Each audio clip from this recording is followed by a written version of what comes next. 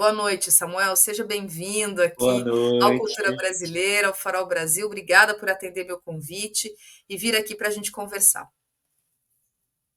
Boa noite, Thalita. Muito obrigado pelo convite. Agradecer aí também a indicação da Simone, né? Simone, É, obrigada. Eu estava tentando lembrar o nome dela. Mandar um beijo para ela também. Agradecer aí todo o movimento que o Farol também está fazendo, né? Que está se formando cada vez mais a crescente da equipe, né? A partir de todo essa essa relação da ágora, né, que você brincou agora há pouco, né, de a gente É, faz a ágora, né, é a gente que faz, né. Aí tem essa coisa, enfim, lá do Jones lá atrás, aí depois vários rolés da gente, aí se cruza, né. Aí eu já tinha te visto também em outro canal de comunicação, agora eu vejo da melhor forma, né, no Farol Brasil, enfim, vida próspera por o espaço e agradecer novamente, e é isso. obrigada, Samuel. Que bom, que bom.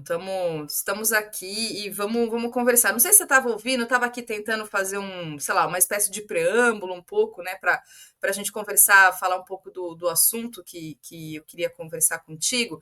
Mas antes eu queria ouvir um pouco do seu projeto mesmo. O que é o Fruição Funkeira?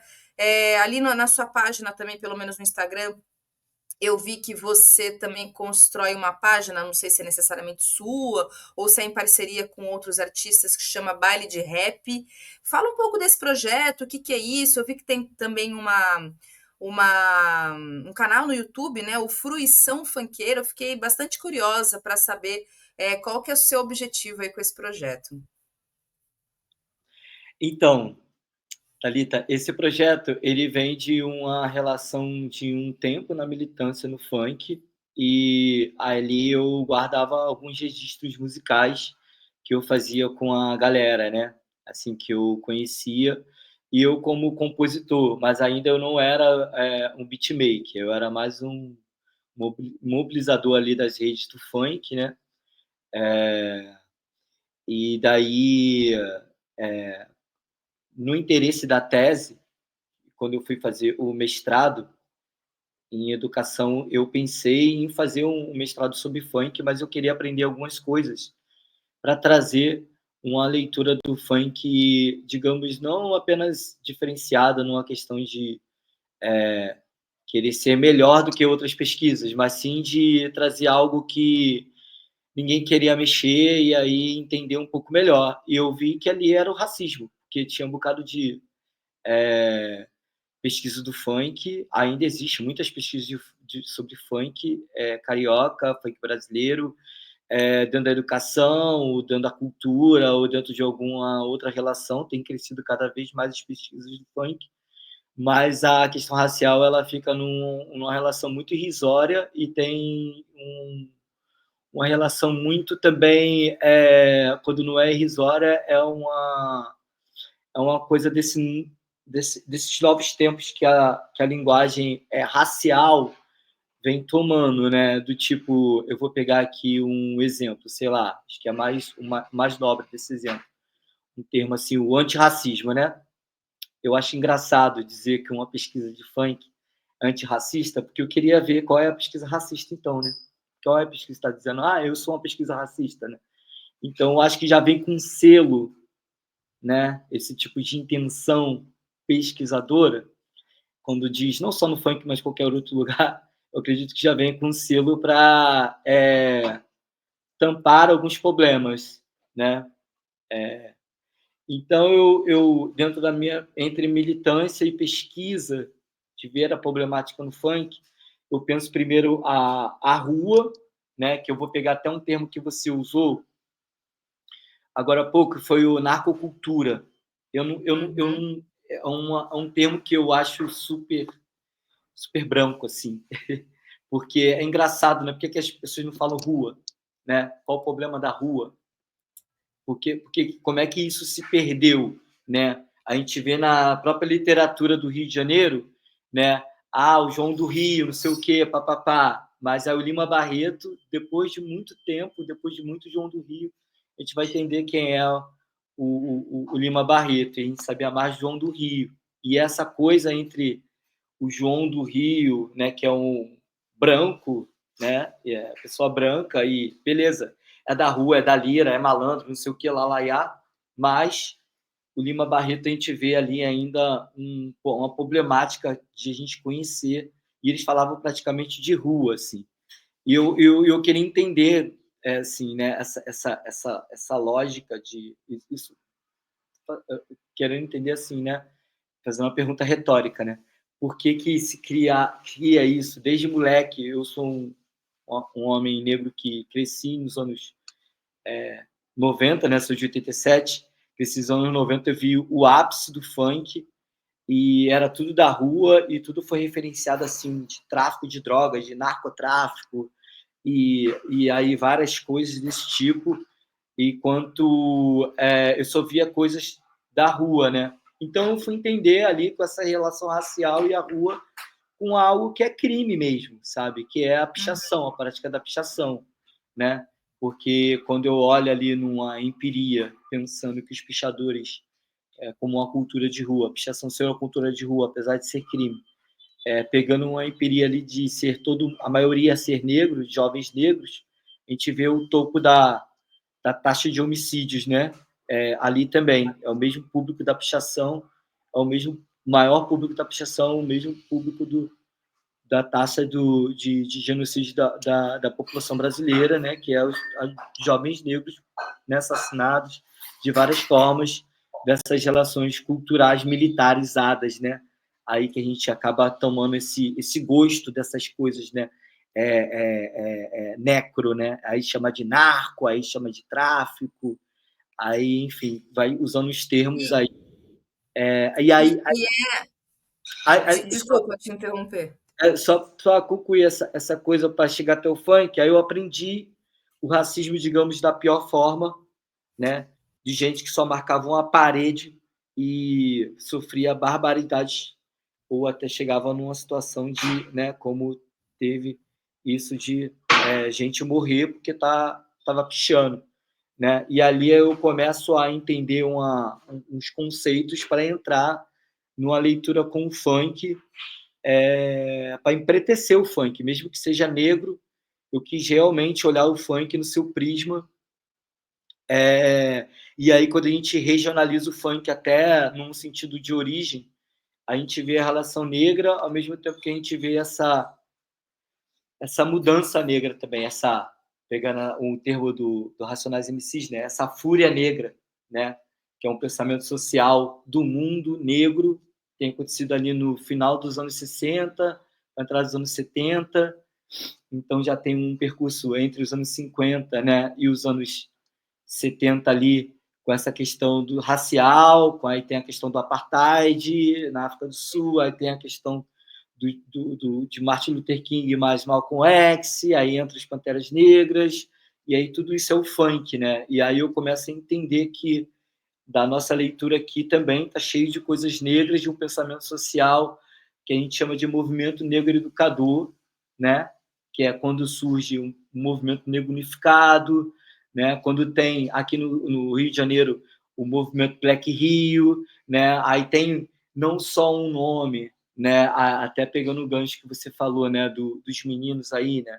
Uruan, o Pose do Rodo, até nesse sentido, a gente é muito branco, né, com isso, né, muito brancocêntrico.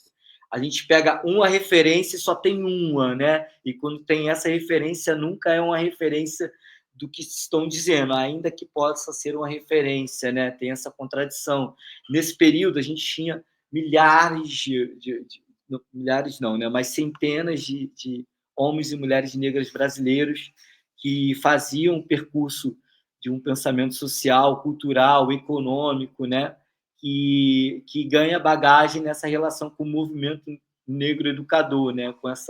Nessa base desse conceito, a gente consegue ver, por exemplo, que nos anos 80, final dos anos 80, que se diz ter a primeira pesquisa de funk, né, do Brasil, que foi com Hermano Viana, que é incrível, um grande pesquisador, antropólogo, até envolvido, a família dele, a corrente sanguínea dele está envolvida totalmente com a indústria musical, sabe? O pai dele, ele é irmão do Herbert Viana, né? Que eu também adoro Paralamas de Sucesso, mas eu tenho, por exemplo, ali na minha pesquisa de doutorado, uma reparação histórica, um erro que os acadêmicos gostam muito de dizer que ele é o primeiro pesquisador de funk, e ele não é o primeiro pesquisador de funk.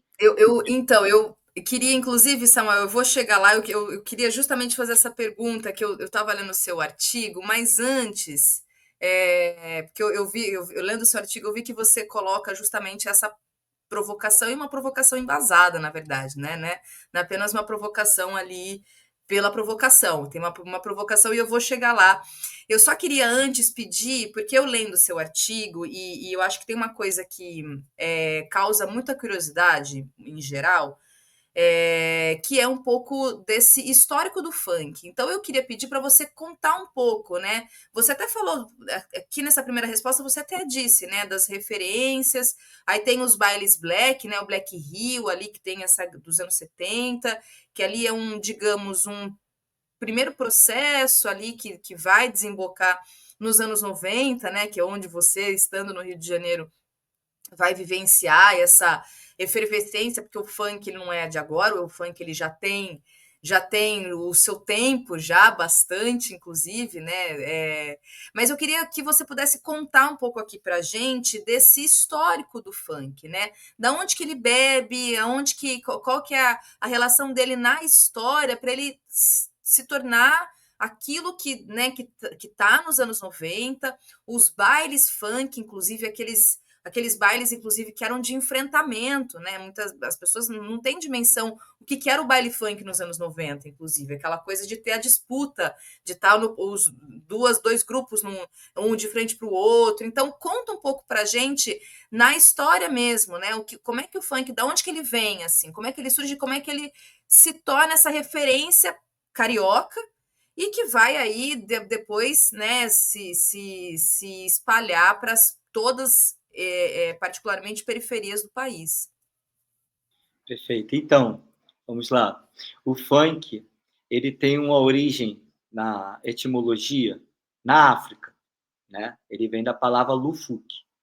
E aí, o lufuk, mesmo que seja africano, ele é uma África ocidental, né? O que eu quero dizer com isso? É que lá na África, quando tinha esse termo lufuk, ele foi dissolvido num sentido, quando a Europa já estava na África, já tinha essa, sei lá, eu acredito ali que foi entre século XVI, XVII, né? Já começa esse termo a circular ali pela África. Então, quando acontece esse Atlântico Negro, né?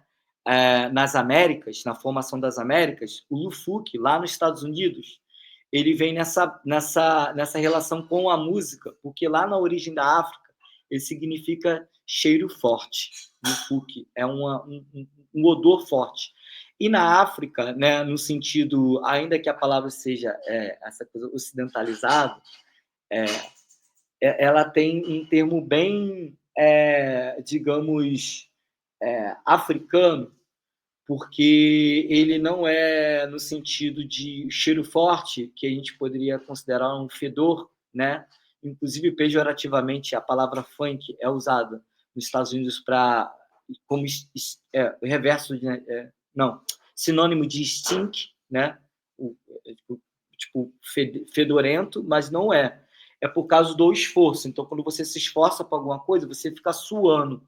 Então, quando você soa, você transmite um cheiro, você transmite uma energia.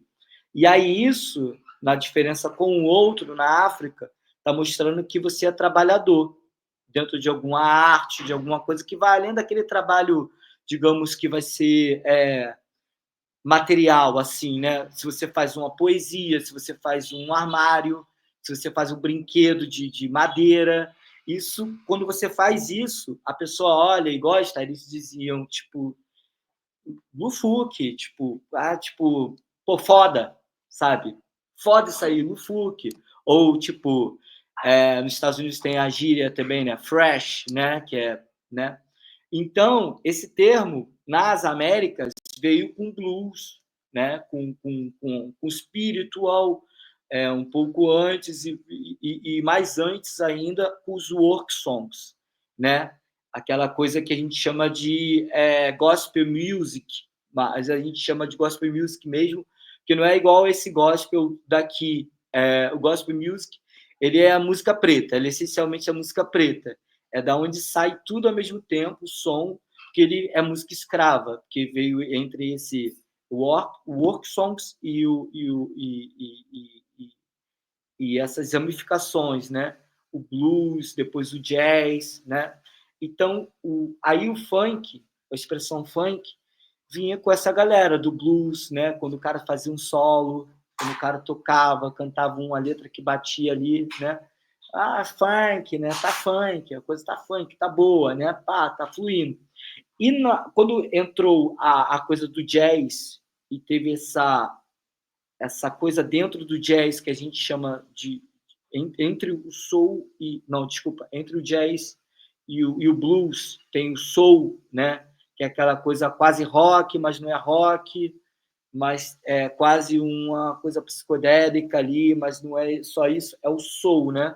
Que tem uma coisa política, tem uma coisa, né?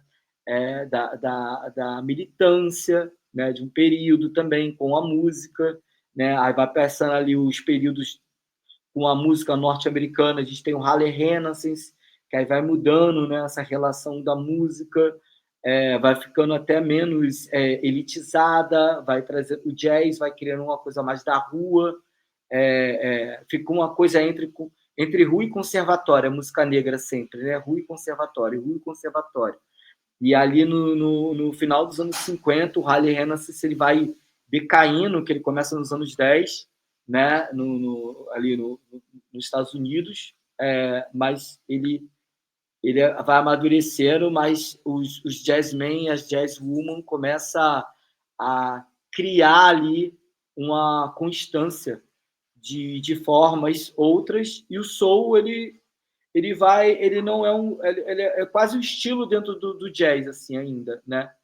Então ali nos anos 50 para os anos 60 ali começa a criar várias relações com o soul, e aí a gente tem o James Brown, né? Que ele tem uma relação do corpo com a dança, com a música dele, e aí ele tem uma coisa que tem os marcos da música funk, mas, sei lá, pegando a primeira década ali do soul, né, que é essa alma do funk, né, que aí começa a mostrar a coisa do soul quase como um gênero musical para dizer que aquilo ali tem funk, né, porque às vezes o jazz não tinha tanto um funk e outros tinham mais, então os que tinham mais, digamos assim, eram os que pejorativamente, né, digamos assim, era o que tem o soul ali mais aflorado, e era isso, a galera que falava da questão da liberdade, de poder se amar, de poder ser amado, né? O James Brown tinha muito isso e ele dançava isso ao mesmo tempo, né? Então o soul ele tinha uma coisa lá de trás que era como se fossem as incorporações, né? Essas coisas da síncopa da música, de você chegar e entrar em transe ali, você querer balançar e tal. A gente vê muito isso no rock, né? Esse Little Richard e tal, mas a gente tem ali uma coisa com James Brown que é diferente, dá um up. Assim. E aí esse up, a gente ganha numa pá de relações musicais que já estavam acontecendo e de outras que iriam acontecer com o soul. Tipo, o Marvin Gaye já existia, mas ele começou a fazer música com soul, né? O som dele começou a trazer mais a coisa do soul, né? Outra coisa também é que esse elemento do soul entrou muito na música global já nesse momento, porque, por exemplo, no Japão, a galera do Jazz Fusion do Japão, assim, tinha muito soul, muito funk nos anos 60, vários cantores e cantoras, assim, tocavam muito. Jazzman também, tinha muito jazzman japonês já fazendo funk. Quando o funk começou a nascer, bem embrionário, já estavam começando a fazer. E aqui Naquela no mesma Brasil, época, anos 50, anos 60, anos 60, que é 60. quando o soul começa a criar essa energia de período que foi bem rápido, Thalita, porque, tipo assim, o soul, ele não tem nenhuma, assim, de dizer assim, de indústria musical, vamos dizer assim, ele não tem nenhuma consolidação, de uma maneira geral, nem de 10 anos, assim, sabe? No tanto Uhum. que quando as coisas começam a chegar aqui, já tem um pouquinho de tempo, né? Quase que 10 anos, praticamente. Já tinha acontecido os discursos dos Panteras Negras mais brutais, né? Por causa das prisões dos Panteras Negras. Já Uhum. tinha essas rebeliões, essas ações para a liberdade, né? Do Mandimba, né? De Nelson Mandela. Uhum. Já existia toda essa relação africana, né, nos países das Américas, né, em si. A gente já estava sabendo o que era ali, começando a saber, né, o que era panafricanismo e tal, beleza, Uhum. mas a gente sabia muito na surdina, né? Porque os textos a gente sabia, né, que os textos não chegavam, era ditadura militar aqui no Brasil, né? Aí os textos não chegavam, ou chegavam de uma maneira deturpada para passar pela censura, né? Então teve várias situações. Mas aqui teve um encantamento muito grande por essa encruzilhada do atraso, que a fagulha, quando o sol estava apagando lá, parando, estava todo mundo muito rápido, começou a querer todo mundo fazer disco de soul, e muito rápido ninguém mais estava no soul, porque já entrou rapidamente na ideia da disco music, e a disco music, ela é nada mais, nada menos que um soul sem, tudo pejorativamente, assim para explicar, né? Bem generalista, assim, mas a disco music ela é o soul sem politização, sem a coisa política, sem a coisa racial, né? No tanto que a gente teve muito soul, ótimos também, ótimas bandas, né? Na Europa, né? Não, desculpa, da disco, né? A gente teve muito disco na Europa dos anos 80, né? Nos anos 70, né? Mas aqui no Brasil a gente teve vários galeras, ao mesmo tempo de soul e disco, né? E aí a gente se dá esse recorte no que a gente chama de Black Rio, que teve esse movimento, né, da galera ver que as coisas estavam chegando atrasadas, e aí como é que a galera educava essas pessoas, né? Como é que eles traziam isso em massa, né? Para se reunir, todo mundo sabia.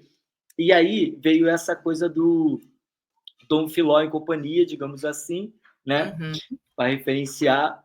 E aí eles começam a fazer os seus grupos, suas formas, e aí tem essa relação dos bailes acontecerem tanto numa relação entre Canecão e Renascença, porque Uhum. o baile do Canecão foi Olha muito só. simbólico, porque foi um baile super organizado e que fez todo mundo subir para a Zona Sul, porque quem estava nesse baile era gente da Zona Norte, da Zona Oeste e gente da Baixada Fluminense. Que depois desse baile, porque foi um sucesso, o baile do Big Boy e tudo mais, e assim, proibiram e tem na rádio, né, o programa do Big Boy, ele falava, o Big Boy e o Ademar, eles falaram, ó, coisa está proibida e tal, quase que, eu não sei se você tem aquela referência daquele filme dos anos 80, Warriors, tem uma coisa desse filme, depois vocês pegam a referência. O Warriors tem uma coisa de rádio, tem uma coisa como se fosse uma rádio comunitária, e é tipo uma mina Pantera Negra falando assim, tal, Uhum. né? Como se esse programa do Big Boy e do Ademar era praticamente isso. Era rock, soul, funk, né? E eles botavam ali como estilo jovem de formação. Até eu vi já gente da MTV, VJs assim, antigos da MTV, tipo Gastão, falando que a grande influência dele como apresentador foi os programas do Big Boy, assim, tanto de TV como de rádio. Assim. Então, para você ver que influenciou uma juventude geral, né, a partir dessa estética negra, e praticamente ali eles falaram, cara, a gente tem que se organizar, né? E a galera ouvindo não só o rádio, mas toda a mobilização, eles começaram a dissolver essas ideias desses projetos de som para fazer os bailes nos subúrbios, né, nos clubes dos subúrbios. E aí começa a fazer esses bailes black, soul ali, final dos anos 70 para os anos 80, ele começa a entrar nos grêmios recreativos, da Abolição, né, que é o bairro da Zona Norte aqui do Rio. né? Aí entra aqui na Cruz Vermelha, né? Tem a Cruz Vermelha, aí tem aqui Que já é Lapa, né, que você está falando. aí tem Centro, Lapa, aí já Uhum. tem aqui São Gonçalo, que já é fora do município, né? É São Gonçalo, Niterói, no tanto que não é por menos que o DJ Malboro, os primeiros bailes dele foi em Niterói, aí foi dali que ele conheceu uma galera do hip hop que começou a fazer também, né, nos subúrbios cariocas e tudo mais. Então, assim, entrando isso nos anos 80, sucesso, até quando acontece a pesquisa do Hermano Viana, e aí por isso que eu até falei assim, esse parênteses, né, de que ele não é o primeiro, porque lá nos anos 70 tinha uns 2, 3 textos de Beatriz Nascimento falando sobre a música soul e o baile funk, não só sobre a estética, mas por que aquela estética. Tudo que a gente faz hoje, assim, sabe? Então, entre essas referências, assim, a gente consegue ver que sempre teve uma proibição desde o começo, né? Primeiro, como essa coisa de subversivo e não pode porque é coisa de fora do ato positivista militarizado da ditadura, né? Ou depois da ditadura, que é quando acontece a militarização da polícia como a gente conhece hoje, né? No final dos anos 80, a gente não precisa mais do exército, que tem a polícia militar do estado do Rio de Janeiro para, né, proibir os bailes, e assim eles faziam até acontecer nos subúrbios. Depois eles começaram a proibir também nos subúrbios, no tanto que isso, né, pegando essa relação, começa também a acontecer em outros lugares, Brasil afora, esses bailes, né? E o primeiro baile, inclusive, que foi interrompido com massacre, não foi um baile no Rio de Janeiro, nem em São Paulo, nem no Sudeste, foi no Centro-Oeste, que é um baile em Brasília. Um baile em Brasília, que o Ardley, ele até se inspira para fazer meio que um documentário meio... Não chega a ser um documentário, mas é uma coisa assim, ele interpreta aquela cena que foi dita, que é o nome do filme, Branco Sai, Preto Fica, né, no baile black lá acho que Paraíba, não, eu esqueci o nome agora Do lugar onde aconteceu na o favela em Brasília, né, Brasília. no Distrito É, Federal. é, No seu artigo você menciona isso, você fala desse primeiro caso, depois você menciona sim, sim, também Paraisópolis em sim, 2019, você fala sim. também aqui do Rio. Aí, Aonde que foi que no Rio foram 6 mortes? então, teve na Pavuna, teve um de 6 na Pavuna em 2000 e logo depois que aconteceu os 9 em São Paulo. Foi muito peculiar esses 6, porque a gente vê uma fragilidade da militância no funk, porque, por exemplo, como São Paulo tem uma coisa funkeira, militante mais jovem, eles estão mais quentes em algumas pautas, sabe? E aí, quando morrem 6 jovens aqui, não acontece nada. Não acontece absolutamente nada, né? Mas quando morrem os 9 lá, que foi no mesmo ano, eu acho que foi uns meses depois, mas a galera vem, assim, e até hoje tem as mães, né, que perderam os novos filhos, aí tem a Frente Nacional das Mulheres no Funk, São Paulo, Uhum. né, que lida com essa agenda também, né, tem a Renata, né, Renata Prado, que é uma das pessoas que eu, inclusive, entrevistei na minha pesquisa, mas ela por exemplo, ela tem isso, assim, né, na história dela. Aqui, a gente vê que talvez, né, eu deduzindo assim, não sei, a gente poderia verificar isso, mas Uma talvez por a gente já articulação está mais muito politizada, cansado. Samuel, você É, por, acha? porque a galera, não sei se mais ou menos, é porque está cansada, entende? A galera está Uhum. cansada. Por exemplo, eu já estudei de funkeiro aqui, tem várias leis que eu quero entender até para que isso serve. Ou sei para que serve, mas eu quero entender melhor, sabe? Para que serve uma lei patrimonial do funk, né? Tá aí outra possibilidade de pesquisa para a gente fazer. Tá, por que é importante o funk ser patrimônio se estão tratando o funkeiro dessa forma? Né? Por causa de quê? Do mercado? Por causa do ouro, o do pose, só mais de nenhum funkeiro? Né? Que é isso também, né? Você falou, né, essa coisa da Erika Hilton Coron, eu achei engraçado. Vamos dizer assim, que tá, a amiga estava certa lá. A Erika foi lá e se encantou com ele. Né? A Coron fala assim: gostei dessa moça. Vou ver ela, vou começar a ler Marx. Aí ele começa a ler Marx hoje. Começa a ler, sei lá, o Fanon, começa a descobrir revolucionários africanos, começa a virar um panafricanista incrível, comunista, bonito, cheiroso, ótimo. Beleza. Aí ele já vai sentar na janela? Então, o Samuel, eu acho que aí você vai aponta para uma outra questão que eu queria muito te ouvir, né? Que é esse ponto do Oruan. Mas antes, se me permite, eu queria muito, até seguindo aqui o caminho, né, dessa construção histórica que você trouxe com relação ao funk, né, que você colocou aqui para gente, eu queria muito que você falasse do seu livro, o Sharp, é Sharp ou Sharpie, aí você me corrige, uma diáspora carioca. Fala um pouco desse seu trabalho, inclusive na apresentação dele, tem uma frase que me chamou bastante atenção, até coloquei ela na chamada aqui na descrição do nosso programa, da nossa live, que você diz o seguinte: qual a possibilidade de existir em um mundo radicalizado na violência? Aliás, isso é uma pergunta, né? Que você coloca e aí fala um pouco desse teu trabalho, desse seu livro, o que, que é isso, o que, que é essa diáspora carioca, o que, que é Sharpie. E aí a gente entra para as questões mais atuais, mas eu queria muito te ouvir sobre esse seu trabalho, sobre esse seu livro. Então, esse trabalho eu fiz nessa intenção de pensar realmente o genocídio, né? De uma forma que eu iria aprender, né?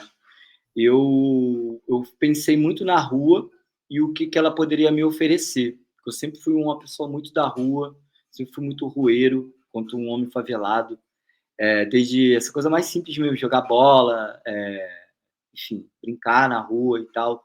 Eu sempre tive no meio dessas culturas. Uma delas é o Sharpie, né? Essa coisa de centro urbano tem no Brasil, né? Essa coisa do pichar, pichador, né? Pichador e pichadora também tem muitas mulheres, né? E daí, quando eu comecei a pensar a pichação, eu vi que tem uma relação com a educação no sentido de que não separa o ato da língua com o corpo, né? Porque a escrita é o próprio corpo, né? Eu olhando empiricamente ali quem faz a pichação, a pessoa que faz a pichação, ela está fazendo a sua cara ali, mesmo que você não saiba quem é. Por quê? Primeiro, no ato de tudo, se a pessoa for pega, né, ela vai ser uma criminosa. Então, já vai estar completamente, né? E segundo, que realmente a identidade dessa letra disforme, ou essa letra que você faz, ou esse nome que você faz disforme, seu nome, seu apelido, enfim, ele entra nessa identidade de acolhimento, né? De gente que é desajustada, que não se sente acolhida em nenhum outro lugar, né? No tanto que tem essas relações, ainda que sejam da diáspora, né? Tem essas relações com as pessoas brancas, assim, né? Tipo, Uhum. tem gente com muito dinheiro que pratica pichação, assim. Tipo, na época que eu comecei a descobrir a pichação, o meu orientador, né, que foi o meu orientador no mestrado e no doutorado, Gustavo Coelho, ele estava fazendo a tese deles, que também tinha essa relação com a pichação. Cara, eu lembro que ele conheceu uma menina, eu não vou lembrar quem é, também não ia falar, enfim, ia pegar mal se eu falasse, mas tinha uma menina que era elenco da Malhação, e ela pichava. E ela pichava, tipo, muito, e ela pichava muito bem.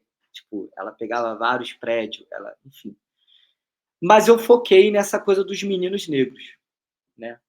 Essa coisa dos meninos ali que pichavam e tal. Então, eu comecei a pensar essa coisa da rua, né, que está fora da escola, né, empiricamente pensando essa relação de que como pode estar dentro da escola, né? Como é que é essa relação de dentro da escola? Quando acontece uma pichação ou um pichador é revelado dentro da escola? Como é que ele é tratado? Como é que ela é tratada? Como é que é isso? E aí, o que que eu descubro? Aí isso no livro está aludido, né? Que, apesar de ser da rua, a pichação se aprende na escola. E aí o Renato Nogueira, que até fez o prefácio, né? Gentilmente, ele também participou da minha banca da defesa no mestrado, e ele disse que não era uma dissertação, ele falou que era uma tese por causa disso. Ele falou, cara, você fez uma tese, porque você fala da pichação como se fosse crianças que constroem a cidade e destroem a cidade. Assim. Mas não são crianças, são, né, são sujeitos, maioria até mais do que a idade puérpera, assim, né, de juventude, né? Tipo, passou dos 30, né? Então, como é que é isso, né? Você faz essa relação na escola. Porque todo mundo que eu entrevistei, os que estão aí no livro, os que estão na dissertação, os que eu não... Tem várias pesquisas que eu não precisei usar, bastou assim, sabe? Que eu entrevistei, como eu sou muito... estou muito dentro da cultura, eu tenho muitas pessoas aqui para entrevistar. Então, eu entrevistei muitas pessoas, mais de 100 pessoas, e todas elas conheceram a pichação e decidiram ser pichador ou pichadora, né? Mas, no caso, a pichação, pichador, que foi o foco que eu tive com os garotos, todos eles conheceram a pichação dentro da escola, mesmo sabendo que a pichação veio da rua. Então, assim, como é que é essa relação com a escola dentro dessa questão que a gente tem com a lei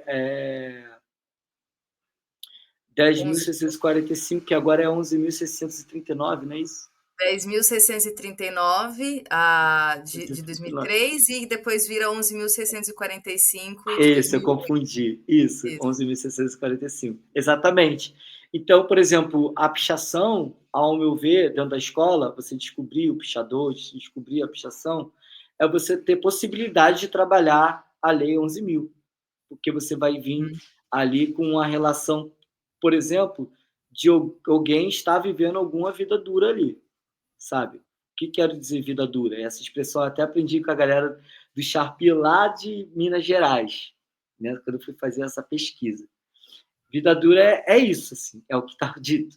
É o que não tem a vida fácil, é o que tem a vida fatigada, é o que tem a vida minguada, mas que nega essa vida sim. Então, no ato da pichação, ou no encontro da reunião de pichadores, que eles chamam de REU, né? Eles estão ali se encontrando, eles estão se alimentando das suas vivências, das suas histórias, dos seus sentidos, né? Assim, é o fazer para sentir e o sentir fazendo, né? Então tem essa coisa por exemplo, que o Fanon fala, né? Do ser em vibração, né? A pichação é isso. Como acho que no livro está isso também. Como um pichador disse, foi o Ibe, eu acho que falou isso. A pichação era tão essa coisa de a gente estar ali vibrando e tal, que independente de quem você for, se você rodar, né, se você for pego, você vai ser tratado igual um preto. Igual um preto é tratado, e no caso, da maneira racista Mesmo não mesmo, ou sendo seja, preto, se for uma mina branca e tal, de classe média alta, que tem várias aí pichando, pode vai ser ser que... tratada. E aí, claro, vai dar as merdas que vão dar, E né? o picho, ele segue criminalizado, Samuel, atualmente? Como é Segue, que está a legislação? Ele segue segue, criminalizado, não tem nenhuma segue, regulamentação, nada? segue. Mas eu acredito, Thalita, que a coisa criminal dele seja muito assim, né? Porque a questão é a coisa como é que dizia o Marceliuca, do tribunal de rua, né? Tribunal de rua que pega, porque, assim, na lei, ela tem várias questões que até o próprio pichador e a pichadora, eles não negam a ser um crime. Ele, na verdade, se teve na pesquisa do Gustavo, foi dito isso, na entrevista, do Gustavo Coelho, né, meu orientador. Tipo, foi perguntado sobre essa coisa, aí falaram, cara, quer ver acabar com a pichação? É só tirar o crime. Quando não for mais crime, a galera não vai mais querer pichar, porque tipo, não vai ter adrenalina, não vai ter o sentido, não vai ter os significados. Então, assim, mesmo que tenham artistas Sharpie, né? Tem muitos assim, eu conheço vários, não só da coisa de riscar ou pintar alguma coisa, desenhar, mas também de outros lugares, né? O corpo pichador é o corpo trabalhador, né? É o E, corpo e, comum. e aí traz, então, portanto, o elemento da subversão, né? Por isso Totalmente. essa coisa do estar ali fazendo o contraponto à lei, né? E que lei que é essa? Totalmente. Ele Enfim. vai pegar aquela ideia, por exemplo, se a gente frisar ali o Fanon, né, da cidade do colono e cidade do colonizado, Hum. ele vai revelar a cidade do colonizado, né? Aí tem lá o exemplo da cabeça de Zumbi dos Palmares pichada com a suástica. E, tipo, quem fez foi um homem negro pichador. E aí, por que ele colocou uma suástica? Para mostrar que a cidade é racista. E aí, isso está relatado, né? Eu não entrevistei a pessoa que fez a suástica, mas eu entrevistei uma pessoa que pichou a cabeça de zumbi, né? E aí sempre tem essa, inclusive agora tem parado porque a galera percebeu, tipo, dia 19 para o dia 20 de novembro, sempre amanhecia pichada a cabeça de zumbi. Por quê? Porque ali ia ter um foco, a Globo sempre grava ali com coisas negras e tal, e aí a galera pichava. Não estou dizendo que todo mundo, porque já teve pichação. Na verdade, foi escrita com lata de spray, jet spray, escrita assim, tipo, né, coisas racistas de fato, mas aquilo não era pichador. Mas de fato, o pichador que fez suástica, isso tem até no Google, se a gente vê, foram pessoas para chamar atenção. E aí, como disse o Kuká, né? Cara, a cidade é super racista, então Zumbi, que é o herói nacional, ele ia gostar de ver a cabeça dele pichada para mostrar que essa cidade é racista. E dia 20 de novembro não vai deixar de ser diferente, né? Então, assim, isso ele me falando numa alta madrugada com várias lendas da pichação. Ele é uma das lendas da pichação, ele não é mais nenhum garotinho, ainda está girando aí quase 50 anos já. Então, quer dizer, tem essa relação da cidade do colonizado mesmo, a cidade que é mal cheirosa, a cidade que não tem luz, a cidade que abaixa o farol, aumenta o farol, enfim, esse tipo de coisa. Então aí o picho ele vai trazer essa expressão, né? Ele vai, de maneira subversiva, fazer essa informação, né? Vai fazer essa expressão, vai criar essa expressão e informar que você trouxe, né, o Fanon lá no Os Condenados da Terra, né? Que ele vai elaborar sobre a questão da cidade, do colonizado e do colonizador. Então, aí, no que você está falando, tem assim, então, essa expressão, e aí você faz um link que tem um elemento pedagógico. Afinal de contas, eles estão saindo Exatamente. da escola para É, poder fazer essa expressão da cidade. o elemento pedagógico é a própria cidade, a cidade em diáspora, né, que é diferente. Porque, por exemplo, a cidade do colono, ela vai estar a diáspora que se serve. Então, não vai ter a diáspora, né? Quase que nos nossos tempos, né? A diáspora sionista, né? Tipo, ela vai tampar o que é negro, o que é do negro, o que pode ser subversivo e ou contraditório dentro daquela realidade. Ela vai trazer o deslocamento da realidade, né, dessa cidade, né? Esses pormenores, né, que o Rio vende, inclusive, né? Esse, como eu disse, o Abaixo Farol, por exemplo, né? Quem é do Rio vai saber, ou quem não é do Rio, quem viveu algumas coisas do Rio vai saber, né? Então, a diáspora ela vai estar nesse lugar da rua. Então, esse lugar da rua, a gente vai ver a história do Rio de Janeiro, da rua, ou a história do negro no Brasil e a rua, nessa trajetória da diáspora, digamos, até chegar dentro desses elementos, tal como é a pichação da vida negra, né? Ainda que seja um crime, ainda que seja uma relação que possa permanecer no crime, ela vai trazer ali elementos que, dentro da relação judicial, mais profundo do que a gente está vendo de riscar um muro e a gente achar feio. E a gente, tipo, pô, estava aqui limpo, agora sujou, né? E aquilo ali sempre será mais profundo por causa dessa relação subversiva, ou seja, a gênesis da diáspora sempre vai estar latente com a pichação, né? Vai querer tampar a tia Ciata e vai querer mostrar a tia Ciata só no carnaval, a pichação vai lembrar da tia Ciata todo dia, sabe? Vai lembrar que os Uhum. capoeiras foram caçados todo dia, vai lembrar que existe uma questão de racismo religioso, né? Tem muita essa encruzilhada dentro, assim, né? No período até escrevi, né, em contato com os pichadores, eu escrevi essa relação do Sharpie com o Exu, né? Ter toda uma relação de fato pedagógica que a gente aprende na rua, a sala de aula é na rua, né? E por que não toda escola não ser uma relação da rua, já que tudo que se faz na escola, né, como eu disse lá atrás, eu queria aprender algumas coisas para depois pensar, né, o funk com a educação, né? E aí, quando eu aprendi isso com a pichação, eu vi que também o funk é isso, mesmo que queiram dizer, né, o funk é uma cultura extraordinária, a cultura do bem, a cultura que salva dentro da escola. Eu não concordo.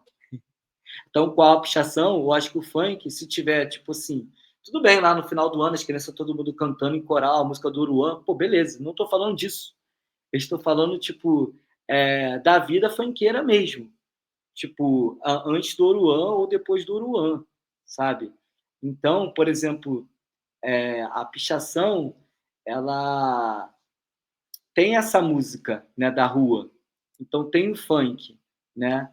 E aí tem essa muita gente, né, da Curimba, muita gente NA, muita gente, como eu disse, desajustada, que não se encaixa na forma positivista da vida comum, né, patriarcal, racista e tal, né? Bom, aí agora entrando então mesmo na questão, eu tô aqui lembrando, vou até colocar na tela, gente, é um picho, mas é uma arte, porque o picho é uma arte, na verdade, né? E que enquanto você falava, eu fui lembrando, eu tirei essa foto, vou colocar aqui para vocês, gente. Espera aí que eu estou baixando aqui. Porque tem essa relação também com a cidade e de uma arte, o picho, que informa, né, e que provoca, inclusive para trazer o elemento da discussão política. Eu moro perto dessa, eu vou colocar aqui para vocês, eu moro perto dessa pichação, enfim. Aí, Samuel, você me corrija se está correto. Isso é perto da minha casa.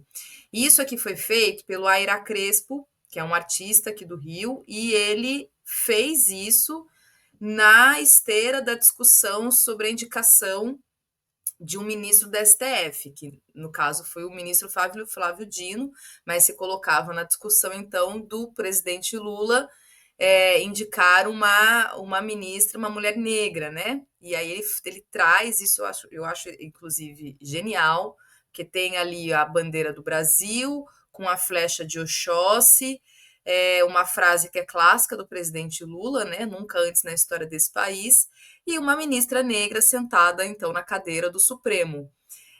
Então tem esse elemento também, né? Enquanto você falava, Samuel, me remeteu, eu trouxe isso na memória, porque é isso, eu fiz essa foto, eu postei ela nas minhas redes, tudo, e porque traz esse elemento da provocação mesmo e chamar as pessoas para o debate, né? Então você é tragado por querendo ou não, você pode, claro, você faz uma escolha, você pode simplesmente ignorar e passar ali na frente, mas de alguma forma você vai ser atravessado por aquilo, né?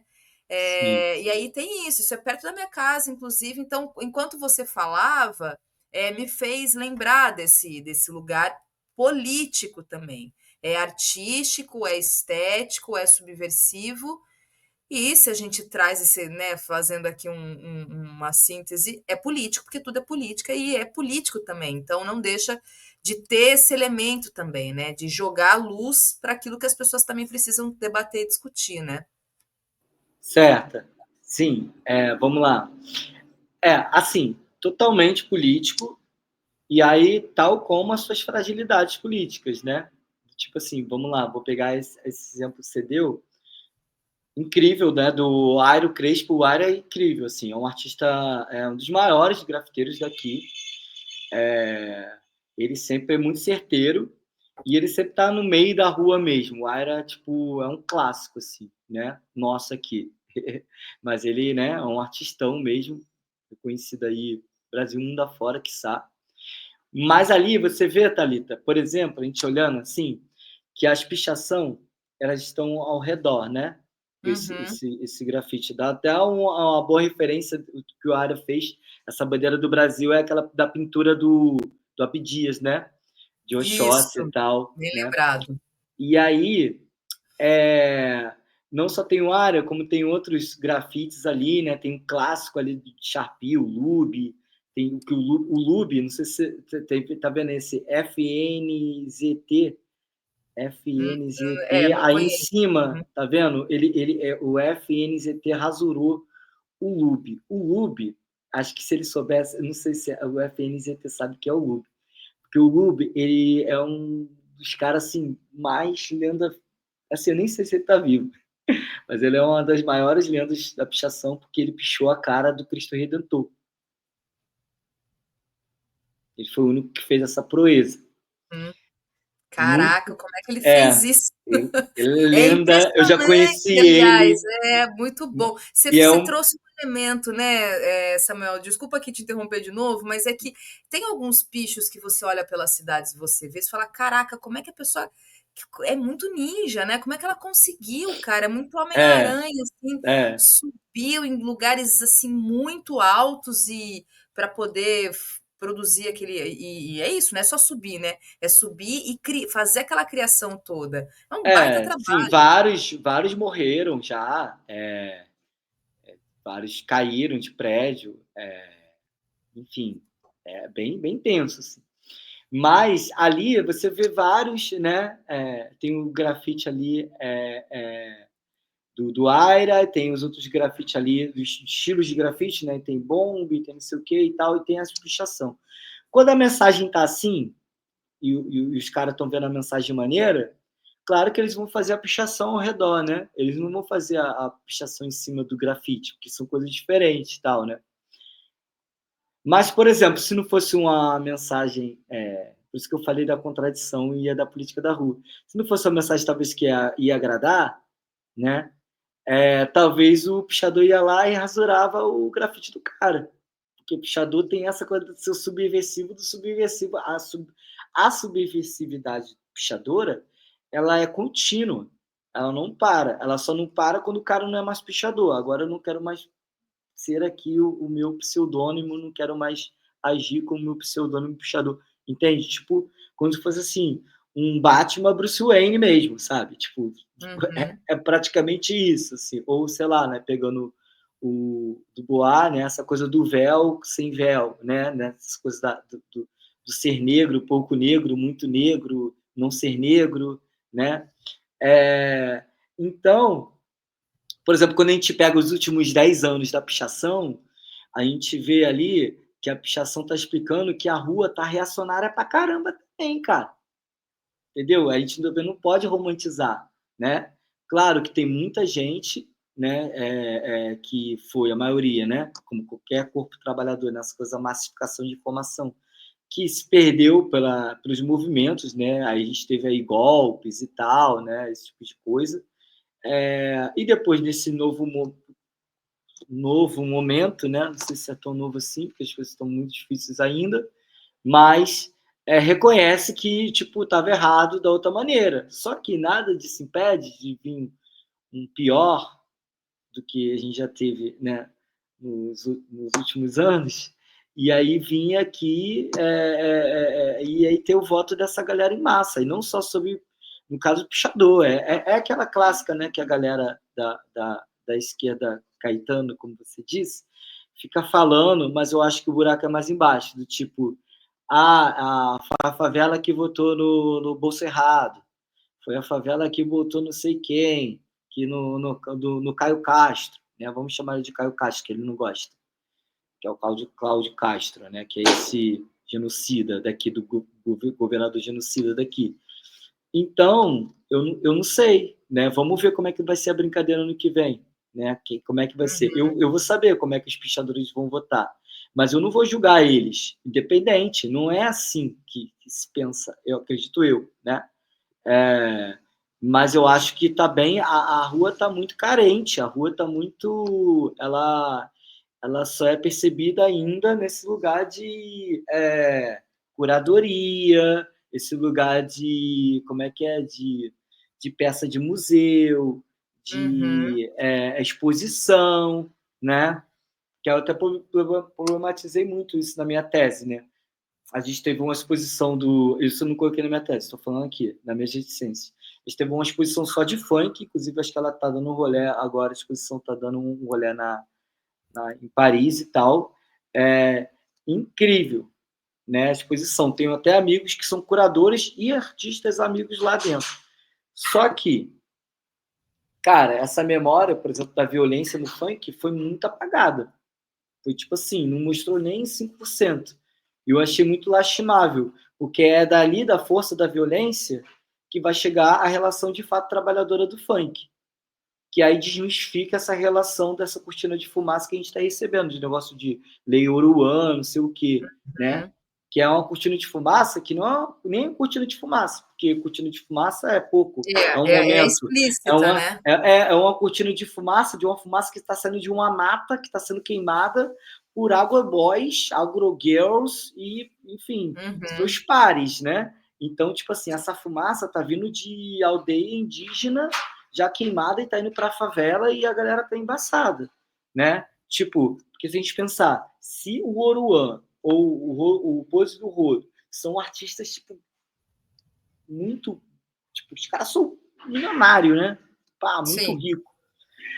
Estão sofrendo essa perseguição. Então, Imagina o obviamente, o funkeiro comum está sendo preso. Tem vários, inclusive restante. artistas. Em São Paulo, teve um que foi preso e ficou por isso mesmo. Ele ficou preso, tipo, um ano e pouco, DJ Guilherme, sabe? Teve uma batida policial no meio do baile funk, quase não tem isso em São Paulo. Não deveria ter, na verdade, né? Por causa de questões de lei, mas ele foi preso junto com o cara de artista. Ele estava tocando no dia. Ele foi preso por causa de artista, que foi correr no meio de tiroteio. Só que os artistas que eram da G alguma coisa, que eu nem lembro, desculpa mesmo, desculpa aí, irmãozinho, mas eu não lembro mesmo. G60, G80, G8. Enfim, os caras que fizeram o acordo lá com o Nunes lá em São Paulo. Né? Os caras lá Ah, G6, é a G6, produtora, né? isso, G6, desculpa aí, gente, desculpa aí, calma, não me puno, mas G6, beleza. A G6, ela teve artistas que rodou nesse caso do Guilherme, e eles saíram por uma porta da frente da Uhum. delegacia. O Guilherme ficou. O Guilherme é um menino retinto e tal, filhos de pais militantes em São Paulo, educadores, gente do hip hop, gente da educação, sabe? Ele também já é pai. Então, tipo, quer dizer, ele ficou preso um ano à toa, a família agora está denunciando essa atrocidade que aconteceu com o Guilherme e a gente tá vendo, assim. E confesso que tá sobre essa coisa da política enfraquecida e tal, a política do funk, ela é política negra, então ela tá enfraquecida. Eu não trabalho a política do negra como uma maneira forte, mas sim em fortalecimento. Aqui a gente está forte, né? Aqui nesse Samuel, debate, está confortável, né? Mas é, eu queria só ler aqui, porque chegaram algumas mensagens para você, e acho que falando um pouco aqui da nossa conversa. Olha só. Aqui a Natália está perguntando qual foi o primeiro acadêmico que estudou o funk, não consegui ouvir, que você mencionou lá no assim, começo da nossa conversa. então, tem uns artigos da Maria Beatriz Nascimento. Ela, nos anos 70 e 80, ela escreve alguns textos sobre essa onda do soul, começa a passar no Brasil e começa a se alimentar ali com o movimento negro educador. E aí ela começa a olhar no prisma de uma estética política, né? Até subversiva, como a Thalita estava falando da pichação e eu estava comentando da rua, sabe? É a política da rua, que a política negra ela vem da rua, né? Dessa coisa dos capoeiras, né? Da galera que sai da senzala, da galera que, enfim, vai formando a favela. E aí a Beatriz Nascimento tem essa sintonia do funk, do soul com a favela, da galera, ela tem uma etnografia da galera descendo do morro com salto plataforma, né, com a galera da boca de sino, com os Black Power, né? Então, ela é a primeira, eu considero a primeira, mas o Hermano Viana é muito importante e ele, de fato, em uma tese, né, na verdade, ele foi na dissertação de mestrado dele, eu acho, foi a dissertação de mestrado dele, ele fez a coisa do funk, que tem um livro chamado... eu esqueci. Enfim, se você botar funk, Hermano Viana, você vê a tese dele, que é praticamente o livro dele, e é super importante também esse texto.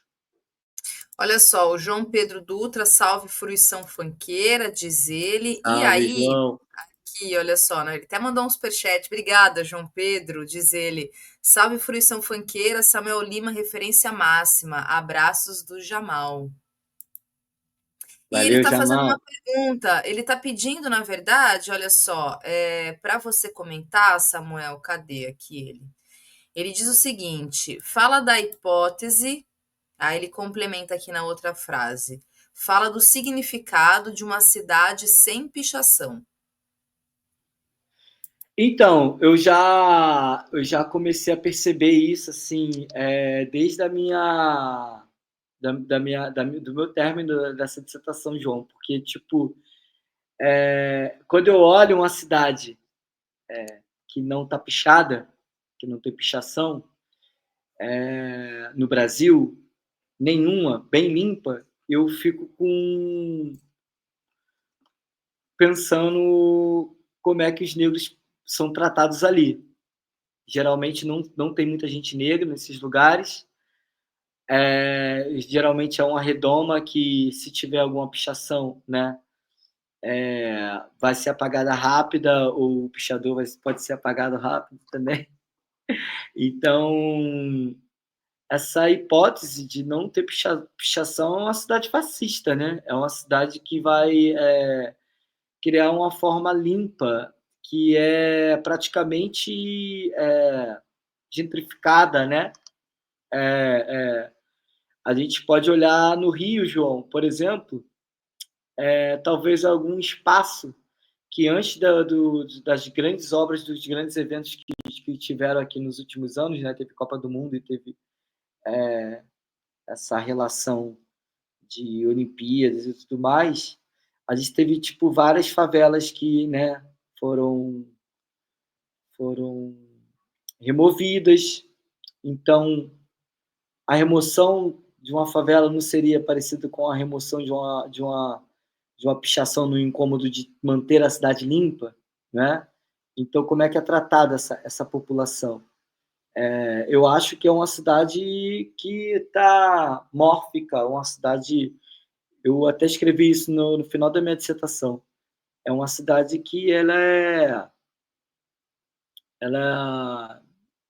tá surda, né? Tá surda e não está aceitando a sua relação. Ela está sendo autocapacitista, digamos assim, né? Ela não está conseguindo escutar o que vê ou ver o que escuta. Ela não tem sinestesia, né? Uma cidade limpa é uma cidade anti-sinestésica, né? E cidade, a gente é sinestesia total, né? Você sente, você cheira, né? Você sente calor, sente frio, né? Eu acho que é por aí. Thaís comenta aqui que a Thaís, ela pelo que eu entendi, ela é do interior, né? Que ela fala que o picho talvez seja uma cultura mais de metrópole, coisa de cidade grande, que cidade do interior é mais raro ver. Eu acho que depende muito do lugar, porque eu também venho embora eu more no Rio hoje, eu venho de uma cidade do interior, não é uma cidade pequena, necessariamente pequena, uma cidade de médio porte, mas ela tem pichação e tem espaços dentro da cidade também, né? Porque mesmo na cidade grande, na metrópole, Tem lugares onde tem mais picho, né, Samuel, e tem lugares onde não tem. Então isso também Perfeito. diz muita coisa, né. Existe Sim, essa relação também, de perfeito. classe, de raça, Isso, dentro isso eu das posso, isso eu posso responder porque eu aprendi nessa pesquisa, assim, nessa jornada, porque vamos lá, é metrópole e aí tipo quando a metrópole passa, né, na coisa rural acontece a pichação, né? Pichador também tira férias, né? Aí eu, por exemplo, fui nesse meu percurso, né, do mestrado, eu consegui apresentar um trabalho lá em Porto Seguro, né? E aí, 3 dias de evento, claro, né, pô, dia de semana, vou ficar uma semana lá, né, para conhecer as cidades próximas e tal. Então, assim, fui em Arraial da Ajuda, fui umas 7 praias ali perto de Porto Seguro, fui em vários lugares incríveis, né. Aquela vida acadêmica, né, que é de descanso também, que a gente aproveita, né, para conhecer. Caramba, tipo, muitos pichadores e muitos pichadores de Brasil afora passaram por Porto Seguro e cidades próximas. Tipo, Arraial da Ajuda tinha muito pichador, por exemplo, de Minas. Eu já conhecia, assim, sabe, as tags, né, os nomes, como eles dizem, né, os nomes. Então, tipo assim, tem área rural porque a metrópole passou por ali, né. Em Maricá, por exemplo, meus pais moram em Maricá. E aí lá em Maricá, que é uma cidade meio que interior, assim, litoral aqui do Rio, né, tipo, lá também tem pichador, vários que passam ali para tirar o final de semana e aí vai lá e picha, mas Maricá também tem vários. Tem Reú também, eu na época da pesquisa eu fui em Maricá, fui em algumas cidades aqui, interior do Rio afora, né, assim.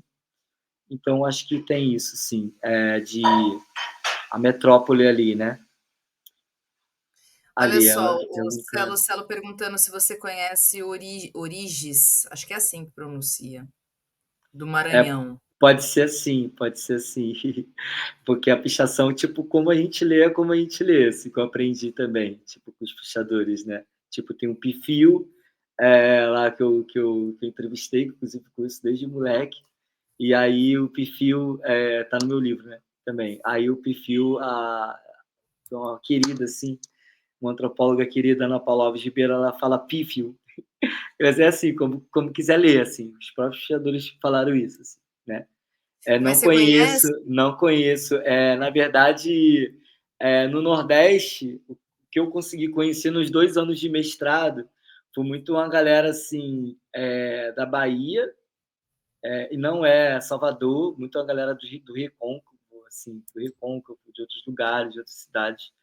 Eh, teve uma galera da Paraíba também, porque teve coisa de torcida organizada, uma galera da Paraíba aqui, aí se encontraram numa RU, essa é tudo na política de rua, né. E aí eu numa reunião aqui eu conheci o pichador da Paraíba, então assim, mas é isso, cara, Belém do Pará também, conheci vários pichadores, assim, tipo, Belém do Pará é esquisitão, é grandão, é bem maluco, não tem pichação com menos de 1 metro, é de 1 metro para mais, assim, é bem grandonas, no alto ou não. E aí é isso. Só, e Hoje, aqui então, aí só para a gente fechar mesmo, aqui a nossa conversa, Samuel, eu queria te ouvir, enquanto educador, enquanto intelectual, alguém que está pensando que é um artista também, né, que está falando sobre cultura urbana, do funk, sobre o Oruan. Em que sentido, né? O Oruan, ele é essa figura, digamos, complexa. Eu estava falando um pouquinho aqui no começo, antes até de você entrar, que me parece que ele foi meio tragado para a arena política, né? Em razão justamente da lei anti-Oruan. Acho que a lei anti-Oruan elenca o Oruan para esse lugar da política, para além da questão mesmo de ser quem ele é, de ser filho de quem ele é, dos posicionamentos que ele tem, inclusive, daquilo que ele fez lá, tentando defender o Neymar e foi lá xingar a Luana Piovani, que teve esse episódio também, enfim. Mas é um artista e que tem uma legião de fãs. é um artista que está consolidado em alguma medida, ou em grande medida, inclusive, dentro daquilo que ele faz, e ele suscita debate, né? Pela complexidade, pelas contradições, e aí tem gente que fala: a esquerda está defendendo o Oruan, a esquerda não deve defender o Oruan vai ser o novo revolucionário, o próximo Malcolm X brasileiro, e não sei o que a gente vai fazer com o Oruan, porque o Oruan foi lá defender, claro, legitimamente, foi se colocar na defesa das famílias do Santo Amaro, em razão desse assassinato desse jovem que o BOP assassinou na semana retrasada.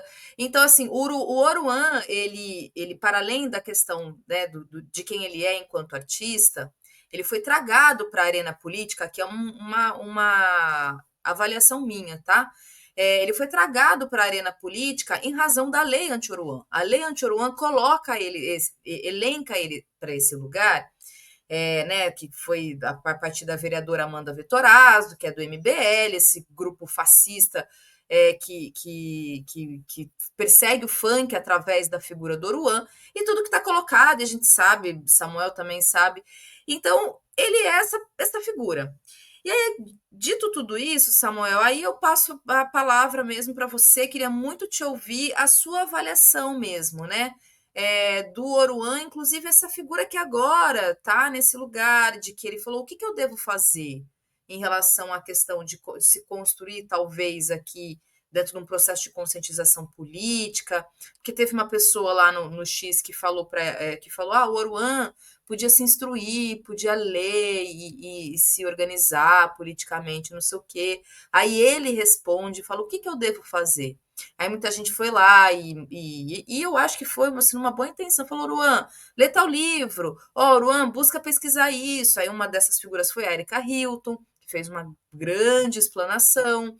E aí muita gente foi lá, colocou a Erika Hilton na fogueira, porque ela está defendendo um funkeiro que tem falas homofóbicas, misóginas, machistas, porque ele é filho de quem ele é, porque ela está defendendo não sei o quê. Enfim, então tem um grandiosíssimo debate, difícil, complexo, e acho que está em aberto. Eu acho que a gente não pode se furtar de falar, inclusive, dele. Então, você, né, dentro do teu repertório, da tua vivência, de ser quem é, eu acho que seria importante te ouvir. Então, queria muito saber qual que é a sua avaliação dentro de tudo isso que eu falei aqui agora sobre o Oruan. Bem, maior responsa, né? Porque eu acho que, primeiro, que é um debate que acho que ele vai ser contínuo, infelizmente, porque eu acho que ele já poderia transcender, sim. Eu acho que a gente, assim, o primeiro ponto que a gente vê é que a cultura negra ela não tem buscado, no Brasil, não tem buscado se organizar, né? O que tem de organização de cultura negra? Tem projetos individuais, né? Tem projetos individuais. No funk não vai ser diferente, né? E aí entra essa questão dessa fragilidade, né? Da gente ver algo que pode. Eu acho que a intenção foi muito boa de todo mundo e não tem ninguém errado na história, né? Primeiro ponto é esse, porque assim, claro que ele precisa ter um cuidado, esse rapaz, né? O Oruan, né? Mas ele, como eu disse, esse deslocamento da realidade com ele ele não vai se interessar. Tipo assim, vamos lá. Ele não tá, não é assim o interesse. Não tem nenhuma história assim. O cara era de uma forma, por causa que morreu um moleque, mais um, pela polícia e tal. Cara, não é assim. A gente sabe que ele é um artista megalomaníaco, né? Tipo não é questão de que ele é megalomaníaco, mas é que a coisa dele eu já fui em alguns shows dele, eu posso falar isso. É um showzão, né? Ele tem uma coisa de cativo, né? Não estou dizendo que é bom ou ruim também, porque eu particularmente eu não curto, mas o que eu acho muito interessante dele como artista é que ele pega muitas crianças. As crianças gostam muito dele. Eu sou um cara que, tipo assim, cara, eu vou na do Gonzaguinho. sabe? Eu prefiro a resposta das crianças. Mas qual é a resposta das crianças? Tá, eles gostam do Uruan. As crianças gostam do Uruan. O que isso quer dizer? A gente tem que perguntar isso. Eu não sei responder. O que isso quer dizer? Por que as crianças gostam do Oruan? Como é que são as referências, né, dessas crianças? É só o Oruan de referência? Ou quais são as outras possibilidades de referências? Porque se ficar só numa referência não é legal, que já é uma coisa idolatra e tal, né? E aí, dentro disso, o que eu olho assim, né?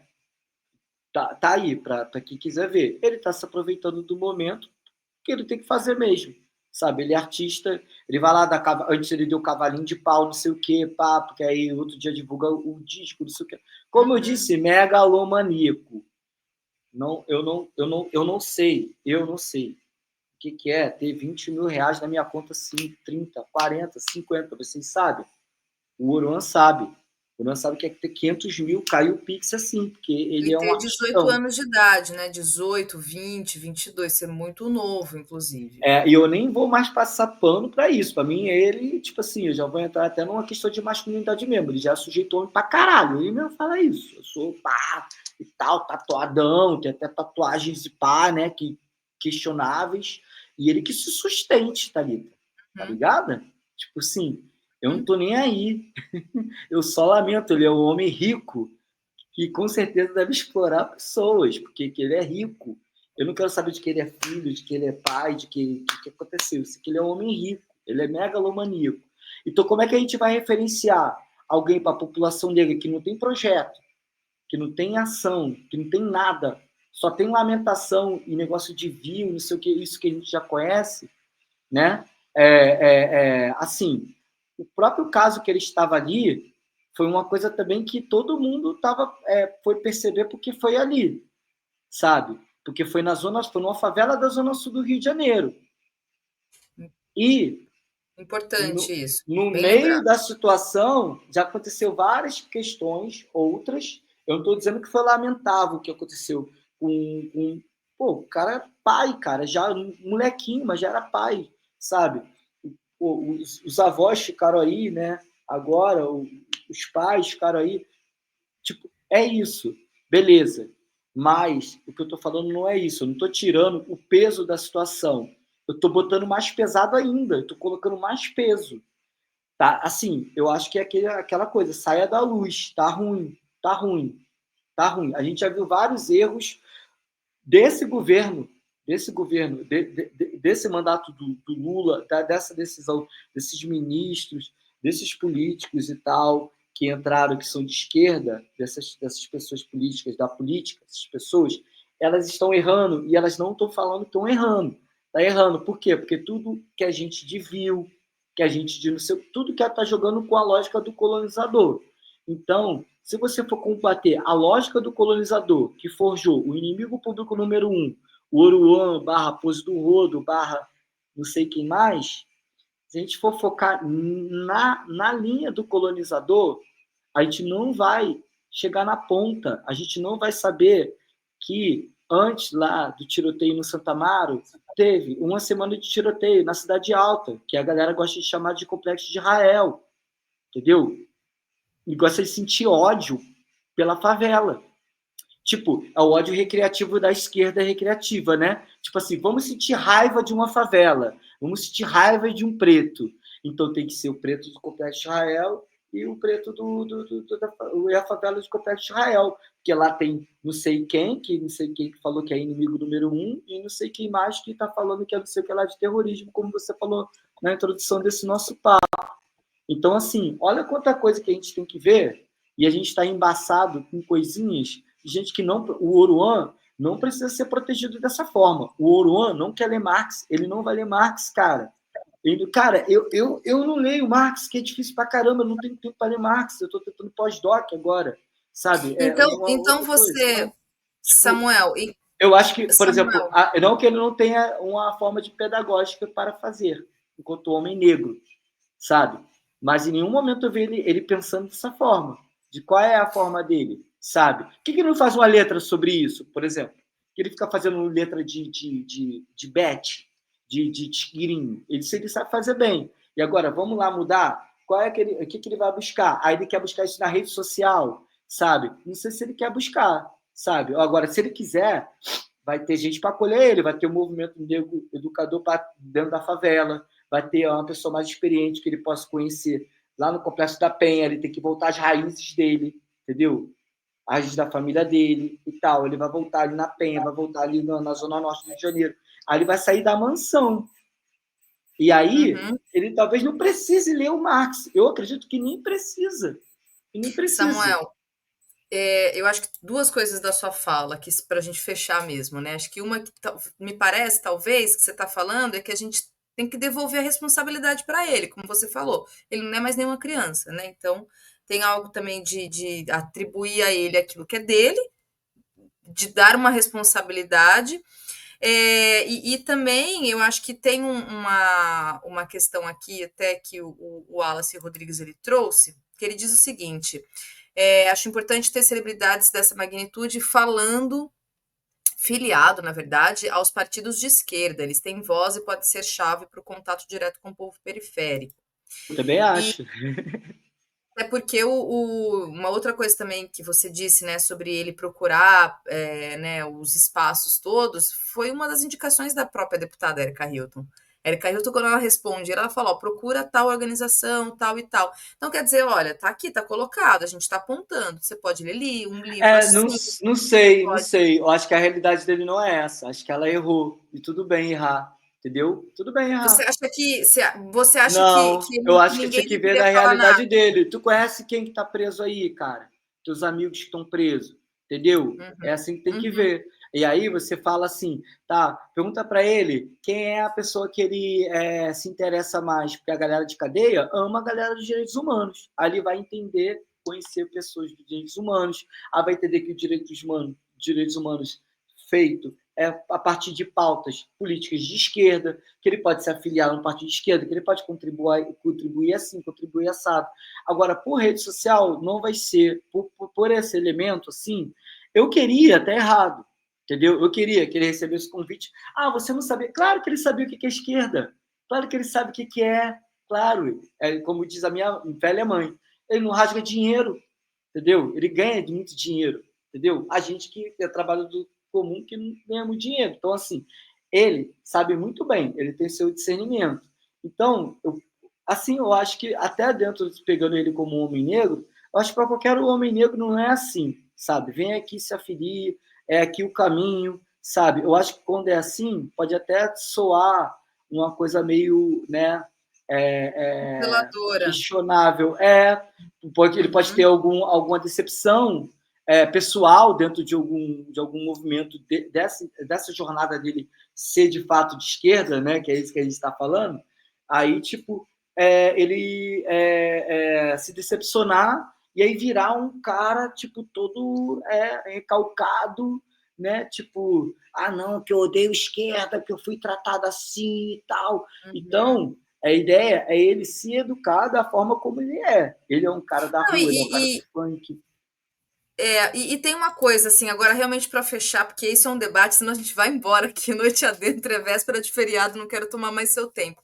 Porque tem um elemento também que eu acho que, assim, tanto ele como o Pôs do Rodo, né, e etc., que, como você falou, eles são homens adultos, inteligentes o suficiente para ter discernimento. Veja, em relação à lei anti-Oruan, por exemplo, e quem ataca o funk, quem persegue o funk, quem criminaliza o funk,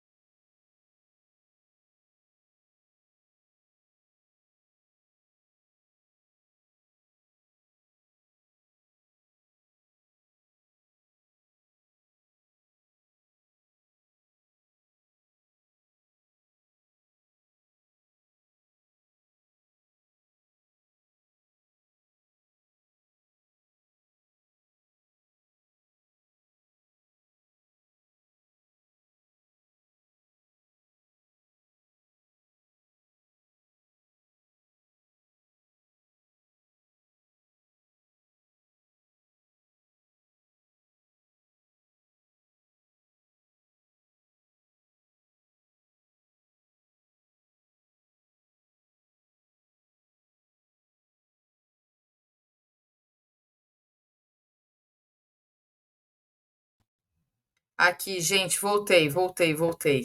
E... Travei, eu não sei onde que eu estava aqui, vai a internet, pessoal. É o Falando do computador Pose, falando, falando do para. Pose. Exatamente. E aí eu estava dizendo, Samuel, que assim, tanto o Pose do Rodo quanto o Oruan, eles têm discernimento suficiente para saber que quem persegue o funk, quem criminaliza o funk, quem está fazendo a lei anti-Oruan, quem é racista, é a direita e a extrema-direita. E a esquerda, de novo, estou generalizando, porque a gente sabe que tem uma esquerda que também é racista, também é preconceituosa, tem uma esquerda que também criminaliza o funk, que, enfim, a gente sabe que tem parte dessa esquerda. Aliás, eu quero distância dessa esquerda, eu tenho, inclusive, mais ranço dessa esquerda, porque ela é hipócrita. Para mim, ela é pior, porque ela se diz de esquerda, mas ela é racista e preconceituosa, então eu quero distância.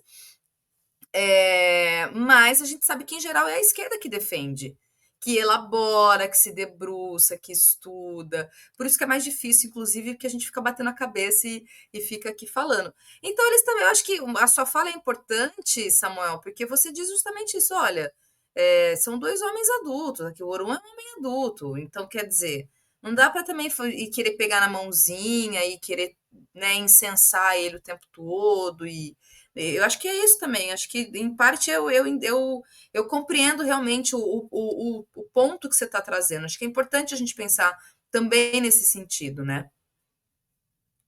Sim, inclusive são bem diferentes assim os dois artistas, né? O Pose e o Oruan. Porque, por exemplo, eu acho que eu não sei, é uma aposta, tá? Porque, por exemplo, se mesmo ali dentro eu acho que, aliás, eu acho que não seria dentro do comentário que o Pose falaria, eu acho. Acho que a postura do Pose seria outra. Talvez ele que realmente ele não faria talvez nem nada em rede social, ele buscaria com as pessoas que ele conhece, tipo, pô, eu quero saber mais sobre essa coisa dos pretos, da questão racial, da questão do genocídio, da questão do, sabe? Como você disse, ele sabe. Então, assim, cara, eu acho que ele faria isso, assim, esse movimento de ir atrás assim, porque pô, teve um mês antes de todas, uns 2 meses antes de toda a situação, acho que foi em maio, março, não lembro, teve uma operação na Penha, muito cruel, que morreu um idoso do problema no coração. Isso a Globo não mostrou, não teve comoção e tal. Morreu por causa da operação policial que atirou na casa dele e tal, e aí passou mal, foi levar o hospital, não aguentou, morreu no caminho. E aí o Pose falando, tem esse vídeo no ar, o Pose ele chora, sabe? E isso, os moleque brabo, pá, né, do funk e tal, porra, menino chorar, né? Ali na câmera e tal, tipo assim, é uma exposição total. Ele queria ter essa exposição total, porque ele queria que ele falou exatamente assim, que depois tem gente que quer que a gente continue dentro da favela, né? Que a gente ganha dinheiro, sei que ela abandona a favela, como é que eu vou continuar na favela assim? Foi na hora que ele embargou e chorou. Pô, mataram o Coroa, cara. Coitado do Coroa, trabalhador, aposentado, trabalhando ainda, pô, morreu do coração. Então, quer dizer, isso não comoveu, esse vídeo não comoveu do Pose do Rodo, entendeu?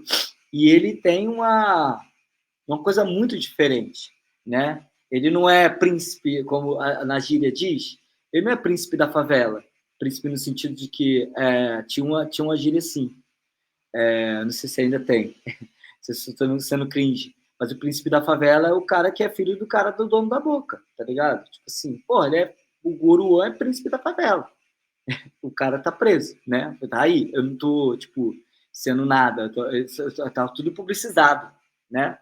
Mas o Pose não. Pois ele tem outra relação com o funk, ainda que os dois se encontrem, no entanto que um chama o outro na chincha, né? Tipo, o Pose dá um norte maneiro por Luan, quando ele fez essas coisas de cavalinho de pau, não sei o que lá, ele ficou tipo, olha, cara, vai pela sombra aí, sabe? Tipo, ficou dando conselho para ele. É isso. É isso, Samuel. Olha, mais uma vez te agradeço. Foi muito bom, o papo é tão bom que é isso, né? Era para acabar 9h30, já são 10 horas. Então, muito obrigada. Inclusive, já deixo o convite aqui em aberto para você voltar e a gente conversar, porque esses assuntos todos, como eu disse, né? Eles estão em aberto, portanto, acho que vale mais conversa mesmo, trocar mais ideia, mais elaborações. Muito obrigada mais uma vez, então, por, né, vir aqui, atender meu convite e até a próxima. Muito obrigado, Thalita. Muito obrigado, Farol Brasil. Beijo aí pro Jones, todo mundo. Tamo junto. Até mais. Na próxima a gente fala um pouquinho mais de música, né? Vai ter mais novidades com música também. E Ah, que aí é legal. isso. Muito É isso, obrigado, me Thalita. avisa Tamo então, junto. porque daí quando tiver novidades, aí eu te chamo aqui, aí você traz mais informações, a gente divulga, que é super importante. Tá ótimo. Valeu. Tchau, tchau. Obrigadão. Até. Tchau. Valeu. Valeu. Até